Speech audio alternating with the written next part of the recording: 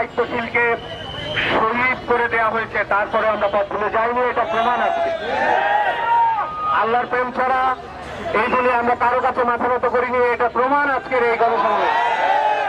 যতদিন পর্যন্ত আল্লাহ রাসূল আলামিনের ভয় এবং আল্লাহ রাসূলের অনুসরণ এই বাংলার জনগণে আছে, ততদিন কোন রক্তচক্র আমাদেরকে দমিয়ে রাখতে পারবে না। আমরা এমন একটি সময় উপনীত হয়েছি যখন বাংলাদেশের স্বাধীনতা এবং সার্বভৌমত্ব নিয়ে চতুর্দিকে ষড়যন্ত্র করছে।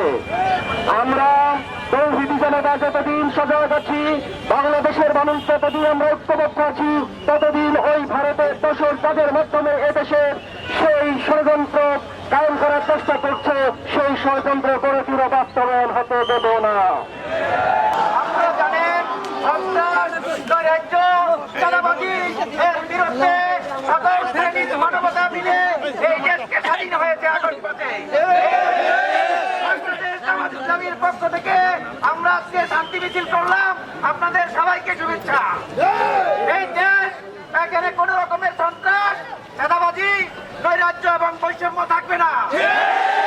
এলাকাবাসী, যদি আপনাদের কাছে কোন রকমের চাঁদাবাজি আছে, বাংলাদেশ জামাত ইসলামীর লোকেরা আপনাদের দ্বারে আছে, সংবাদ দিবেন, আমরা সর্বোচ্চ প্রতিহত করব। আপনারা জানেন বাংলাদেশ জামাত ইসলামী কোথায় কাজের তহসিল পরিহার করে পূর্ণাঙ্গ মুসলিম হওয়ার জন্য মানুষের কাছে আহ্বান জানায়। আপনাদেরকে বলছি, নতুন বাংলাদেশ গড়ার প্রত্যয়ে, নতুন বাংলাদেশ গড়ার নিয়তে, নতুন এক বৈষম্যহীন বাংলাদেশ গড়ার জন্য আমরা এই নতুন ভাবে কাজ শুরু করেছি। একটা ছবিগুলো মানের পাশে থাকবেন। আজকে আমাদের প্রোগ্রাম এখানে শেষ করছি।